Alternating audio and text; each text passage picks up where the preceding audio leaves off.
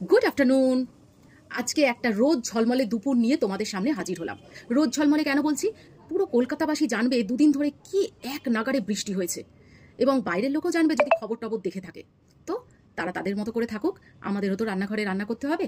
আজকে রান্নাটা করেছি পুরোপুরি একদম ফাঁকিবাজি একটা চট জলদি রান্না। তোমরা হয়তো বলবে তুমি তো সব সময় ফাঁকিবাজি করো। হ্যাঁ, আমি রান্নাঘরে বেশিক্ষণ থাকতে চাই না, খুব কম সময় রান্নাঘরে থেকে ভালো রান্না করে আসাটাই হচ্ছে আমার কাজ। তবে হ্যাঁ, আজকে একটু অন্যরকম কারণ ছিল। আজকে সকাল থেকে দুবার বমি হয়ে গেছে, আমি জানি না কেন বমি হয়েছে, শরীরটা প্রচণ্ড দুর্বল লাগছিল, ইচ্ছাই করছিল না কোনো ভিডিও রান্না করতে, কিন্তু তাও মনে হলো যেন যাই তোমাদের জন্য একটু করি কিছু। তো আজকে এমন একটা ইউনিক রুই মাছের রেসিপি নিয়ে এসেছি, যেটা আমি জানি না তোমরা কোনোদিন করে খেয়েছো কিনা।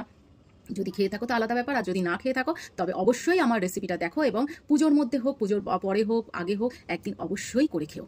তো চলো আমার রান্নাঘরে। গতকাল সারা দিন ধরে বৃষ্টির তাণ্ডব লাগিয়ে আজকে একটুখানি সূর্যের দেখা দিয়েছে। কত লোকের ক্ষতি হয়ে গেল বলো তো। পুজোগুলো এই যে হচ্ছে, কত খরচা করে প্যান্ডেল করা, সেগুলো সব জলের তলায়। কালকে খবরে দেখছিলাম গাড়িগুলো যেন সেই খেলনার গাড়ির মতো জলের উপর ভাসছে। খুব কষ্ট লাগে এইসব দেখলে। যাই হোক, দৈনন্দিন রান্না তো করতেই হবে। রান্নাঘরে চলে এসেছি। এইবারে আজকে সব মাইখা মুইখা রান্না করব। কোনো ভাজা ভুজি হ্যান ত্যানের কোনো কারবারই রাখবো না। একদম কিভাবে ফাঁকিবাজি রান্না করা যায় সেটা তোমাদের আজকে দেখাবো। কেন, পুজো এসে যাচ্ছে, কতক্ষণ রান্নাঘরে থাকবো। কড়াইতে প্রথমে পেঁয়াজ দিয়ে দিলাম দুটো ছোট সাইজের, ছোট নয় মাঝারি সাইজের টমেটো।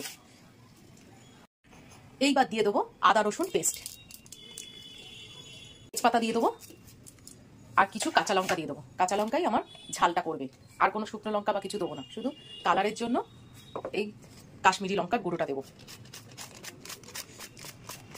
দিয়ে দিলাম কাশ্মীরি লঙ্কার গুঁড়ো, একটু কালো জিরে দিয়ে দেবো,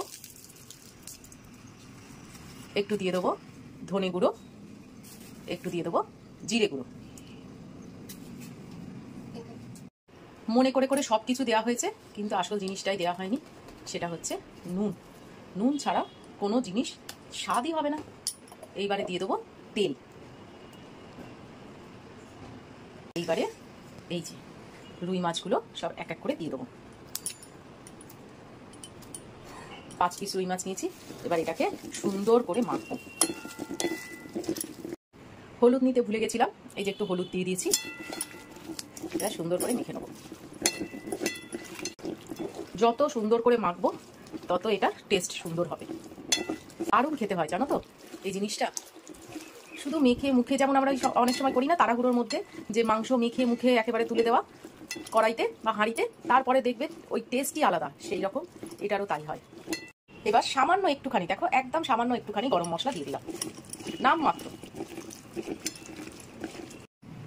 এবার ওপর থেকে সামান্য একটু তেল দিয়ে দেবো ছড়িয়ে, সামান্য, বেশি।